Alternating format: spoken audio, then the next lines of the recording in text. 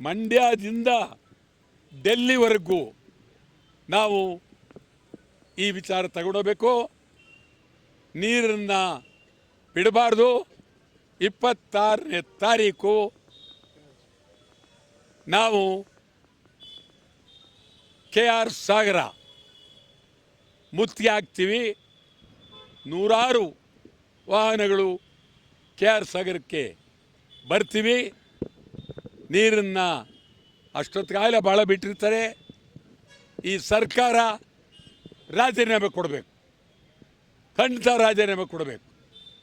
ಇವರು ಭಾಳ, ನನಗೇನು ವೈಯಕ್ತಿಕವಾಗಿ ದ್ವೇಷ ಇಲ್ಲ, ಖಂಡಿತ ರಾಜೀನಾಮೆ. ನಿಮಗೆ ಗೊತ್ತಿರಬೇಕು, ನಾವು ಬಂದ್ ಮಾಡಿದಾಗ ನಮ್ಮವ್ರೊಂದು 3 ಜನನ ಕರ್ಕೊಂಡು ಹೋಗ್ಬಿಟ್ಟು ಬಂದು ಹಿಂದಕ್ಕೆ ಪಡೆದಿದ್ದೀವಿ ಅಂಥೇಳಿ ಅವ್ರ ಕೈಲಿ ಹೇಳಿದ್ಬಿಟ್ರು. ಬಂದ್ ಕೊಟ್ಟವ್ರು ನಾವು, ಬಂದ್ ವಿರೋಧಿಗಳು ಹಿಂದಕ್ಕೆ ಪಡೆದಿದ್ದೀವಿ ಅಂತ ಹೇಳಿಬಿಟ್ರು. ಇವತ್ತು ನಿಜವಾಗ್ಲೂ ಕನ್ನಡ ಸಂಘಟನೆಗಳನ್ನ DK ಶಿವಕುಮಾರ್ ಹೊಡೆದಾಕ್ತಾರೆ, ರೈತ ಸಂಘಟನೆ ಹೊಡೆದಾಕ್ತಾರೆ, ಯಾರಿಗೂ ಹೆದರೋದಿಲ್ಲ, ನೀರನ್ನು ಬಿಡ್ತಾರೆ.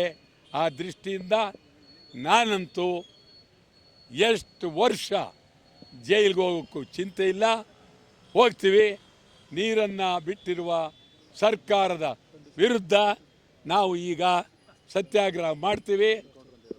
ನೀವು ದಯಮಾಡಿ ಹೋರಾಟ ಯಾವುದೇ ಕಾರಣಕ್ಕೂ ನಿಲ್ಲಿಸಬಾರ್ದು ಅಂತೇಳಿ ಒತ್ತಾಯ ಮಾಡ್ತೀನಿ. ಹೌದೌದು, ಅದು ಒಂದೇ ಅಲ್ಲ, ನಮ್ಮ ನಾಲೆಗಳಿಗೆ ನೀರಿಲ್ಲ, ಕೆರೆಗೆ ನೀರಿಲ್ಲ. ಮಂಡ್ಯದಲ್ಲಿ ನಾನು ನಿನ್ನೆ ಕೇಳಿದೆ, ಸುಮಾರು ಸಾವಿರಾರು ಕೆರೆಗಳು, ಆ ಕೆರೆಗಳಲ್ಲಿ ಮುಚ್ಚೋಗಿವೆ. ಕೆರೆಗಳಿಲ್ಲ, 900 ಕೆರೆಗಳು ಮುಚ್ಚೋಗಿವೆ. 36 ಕೆರೆ ಇದೆ, ಅದು ಒಣಗೋಗಿದೆ. ಮೈಸೂರು ಹಂಗೆ ಆಗಿದೆ, ಚಾಮರಾಜನಗರ ಹಂಗೆ ಆಗಿದೆ.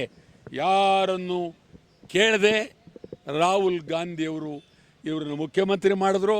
ರಾಹುಲ್ ಗಾಂಧಿಯವರು ವಿಜಯನಿಗೆ ಸ್ನೇಹ ಮಾಡಿದ್ರು.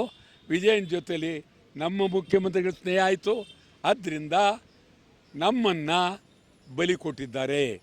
ಮಂಡ್ಯ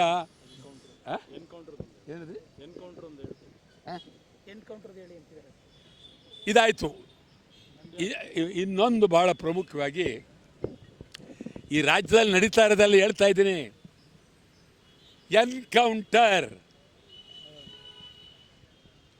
ಯಾರಾದರೂ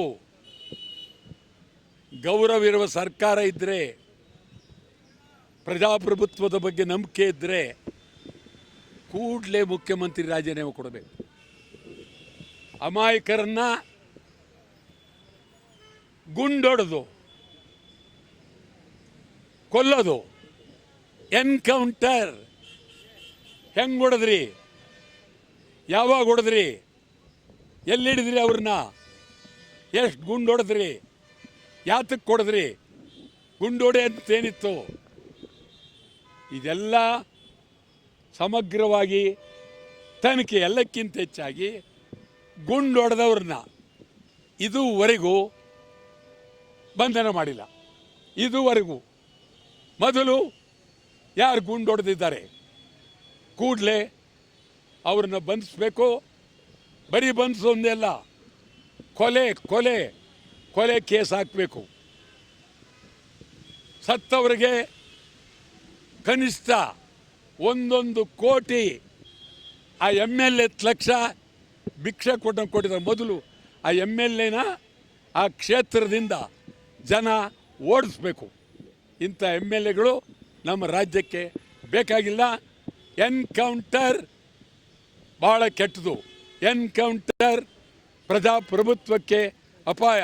ಇದೊಂದು ಮಿಲಿಟರಿ ದರ್ಬಾರ್, ಹಿಟ್ಲರ್ ದರ್ಬಾರ್.